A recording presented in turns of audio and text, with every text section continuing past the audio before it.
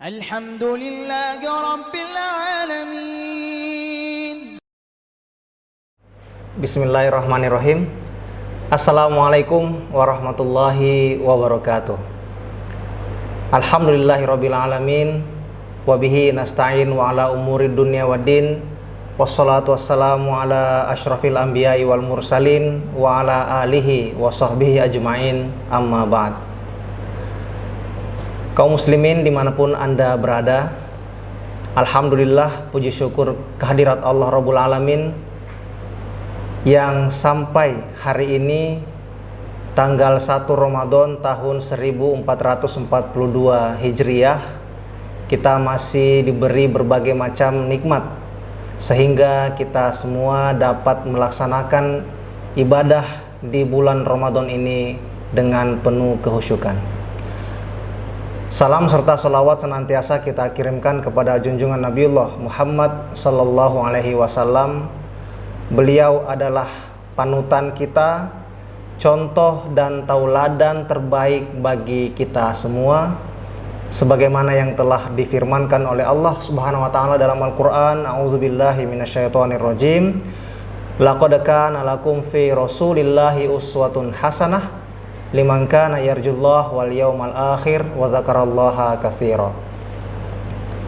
Dalam ayat tersebut Allah Subhanahu wa taala menginformasikan kepada kita semua bahwa sungguh benar-benar terdapat dalam pribadi Rasulullah sallallahu alaihi wasallam tauladan yang terbaik bagi siapa, yaitu bagi orang-orang yang yarjullah, yang mengharap hanya kepada Allah, wal yaumal akhir, dan beriman kepada hari akhir, wa dzakarallaha katsira, dan senantiasa memperbanyak zikir mengingat Allah Subhanahu wa taala. Kaum muslimin dan muslimat dimanapun Anda berada yang dimuliakan oleh Allah Subhanahu wa taala,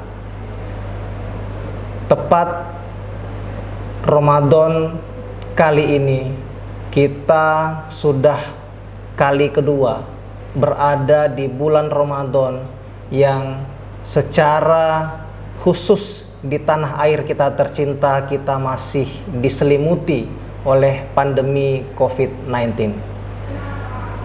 Kami masih mengingat tahun lalu dengan kondisi yang sama di bulan Ramadan juga, untuk pertama kalinya oleh seluruh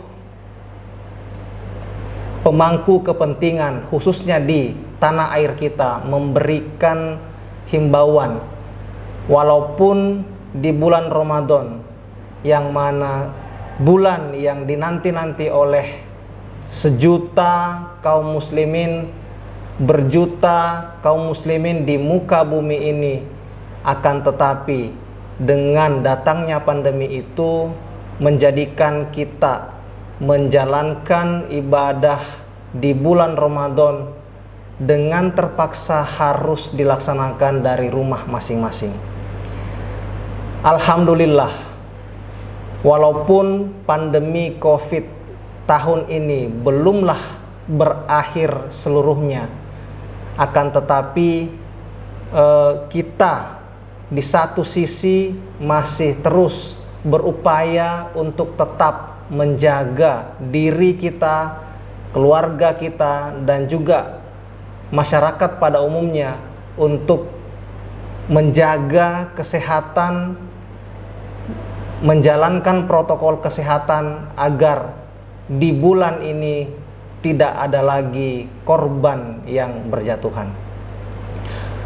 Walau demikian, jamaah sekalian, di satu sisi kita masih berada dalam situasi pandemi seperti ini, tapi ada hal yang bisa kita syukuri adalah masjid-masjid perlahan-lahan kemudian diizinkan untuk melaksanakan ibadah khususnya di malam hari di bulan Ramadan. Tentu tetap dengan menjalankan protokol kesehatan agar kita semua terhindar dari hal-hal yang tidak diinginkan. Kaum muslimin dan muslimat yang dimuliakan oleh Allah Subhanahu wa taala, kaitannya dengan zaman yang kita alami saat ini, peristiwa yang kita rasakan dari waktu ke waktu seperti ini, kita kemudian dapat mengangkat satu ayat dalam Al-Quran yang menerangkan tentang apa yang pernah dialami oleh Rasulullah dan seluruh kaum muslimin yang hidup di zaman beliau. Ayat ini terdapat dalam Quran surah Al-Baqarah ayat 214 yang berbunyi, A'udzubillahi minasyaitonirrajim, am hasibtum an tadkhulul jannah walamma ya'tikum masalul ladzina khalau min qablikum massathumul ba'sa'u wad-dharra wa zulzilu hatta yaqular rasul wal ladzina amanu ma'ah mata nasrullah ala inna nasrallahi qarib. Yang artinya, apakah kalian am hasibtum, apakah kalian mengira antadkhulul jannah, masuk surga, walamma ya'tikum masalul ladzina khalau min qablikum, sementara belum datang sesuatu yang menimpa kalian, yang mana sesuatu yang menimpa kalian itu dulu pernah dirasakan oleh umat-umat terdahulu. Ya. Jadi walamma ya'tikum masalul ladzina khalau min qablikum. Jadi orang-orang dulu itu berbagai macam cobaan sudah mereka rasakan. Dalam lanjutan ayat tersebut, ya, massathumul ba'sa wad-dharra. Ya. Jadi orang-orang terdahulu itu ditimpa malapetaka, wad-dharra, dan kesengsaraan. Wa zulzilu hatta yaqular rasul walladzina amanu ma'ah mata nasrullah.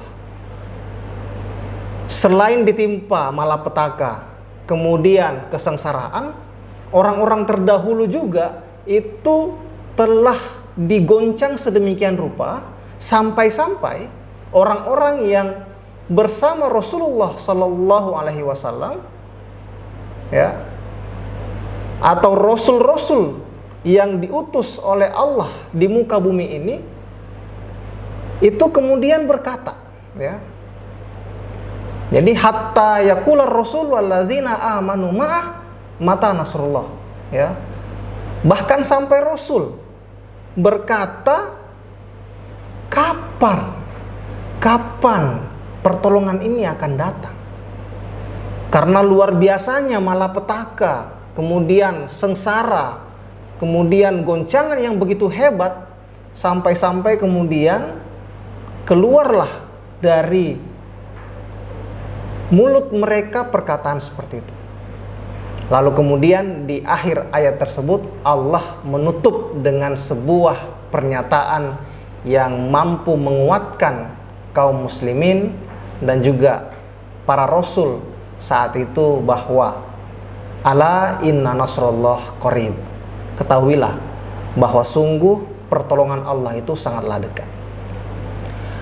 Kaum muslimin dan muslimat dimanapun Anda berada, dari ayat ini kita mengambil pelajaran bahwa yang pertama, apabila kita ingin mendapatkan ganjaran surganya Allah Subhanahu wa Ta'ala, maka jangan pernah mengira surga itu akan kita dapatkan dengan jalan yang mudah atau enak-enak saja.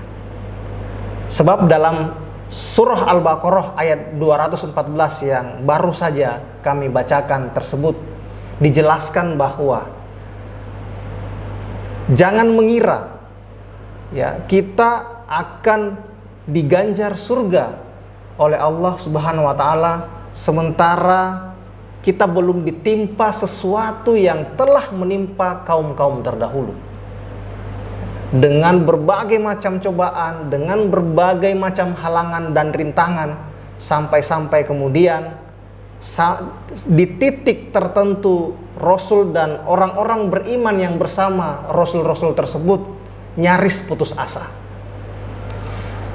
Akan tetapi jamaah sekalian, yang perlu kita yakini bahwa segala cobaan, segala ujian yang Allah timpakan kepada kita semua sesungguhnya punya maksud, punya makna di balik peristiwa itu, bahwa Allah ingin melihat hambanya mana di antara mereka yang ketika diberi ujian, ketika diberi cobaan, mereka bersabar dan tetap memelihara keyakinan dalam hatinya bahwa pertolongan Allah sangatlah dekat. Ayat dalam surah Al-Baqarah tadi di ayat 214 itu ditutup dengan pernyataan yang tentunya dapat meneguhkan bagi mereka yang punya keyakinan penuh terhadap janji Allah. Bagaimana tidak, jamaah sekalian? Dalam ayat sebelumnya, ketika Allah menjelaskan mengenai gambaran tentang umat yang satu, dalam Quran surah Al-Baqarah ayat 213, di situ Allah berfirman, A'udzubillahi minasyaitonirrajim, kanan nasu ummatan wahidah faba'asallahu nabiyyin mubasyirina wa munzirin wa anzala ma'ahumul kitaba bil haqqi liyahkuma bainan nas fi makhtalafu fih ila akhiril ayah.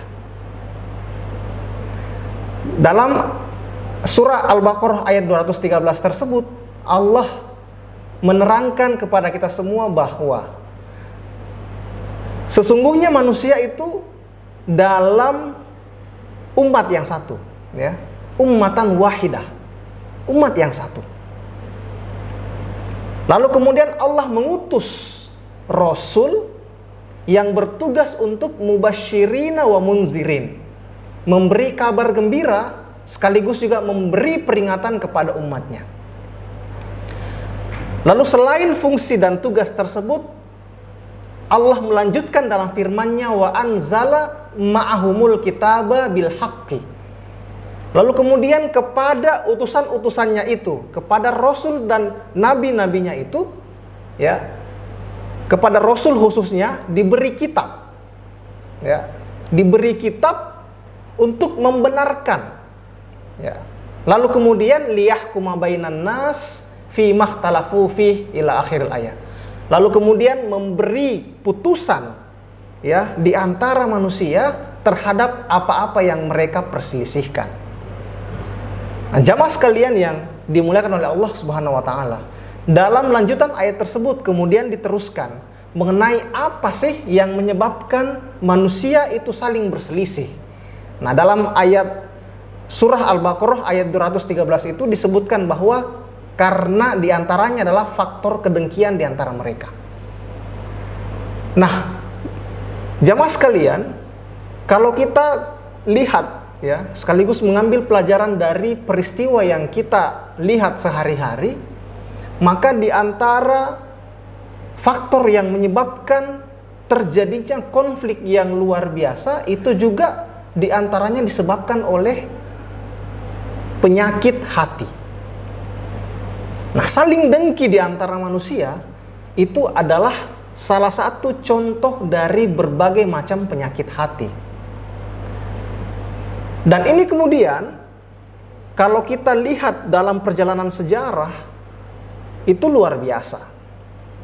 Kalau kita melihat tantangan yang dihadapi oleh Nabi dan Rasul yang diutus oleh Allah ke muka bumi ini, ada banyak hal yang kemudian dialami oleh mereka, sampai-sampai ada di antara mereka yang terancam, diancam oleh umatnya untuk dibunuh.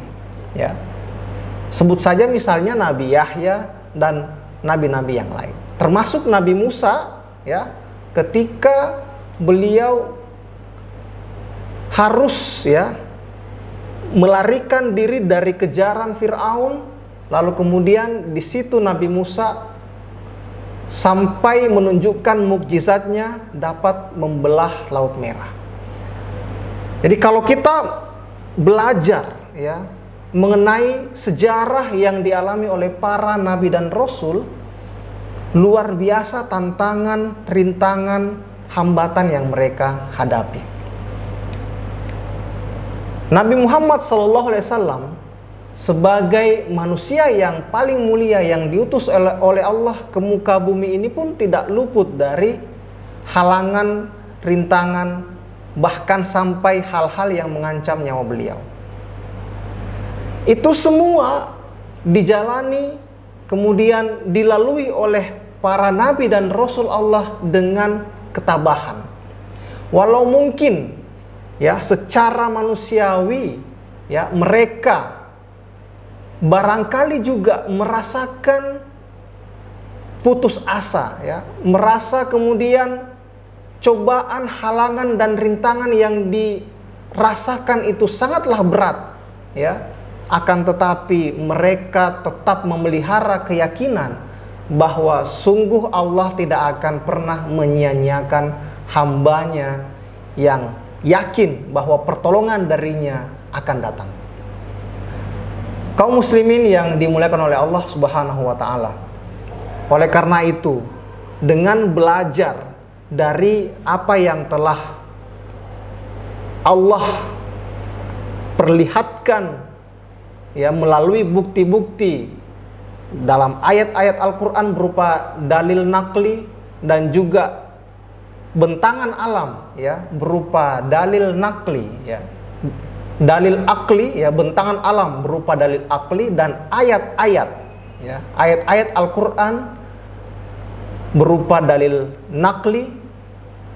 Kita kemudian berharap ya agar situasi yang kita rasakan saat ini ya, barangkali ada di antara kita yang merasakan terlalu berat tantangan, halangan, hambatan yang dihadapi, akan tetapi dengan keyakinan ya, dengan keyakinan bahwa Allah tidak akan pernah menyia-nyiakan hambanya yang dalam kondisi yang sangat tertekan sekalipun, hambanya itu yakin dan percaya bahwa pertolongan Allah pastilah dekat.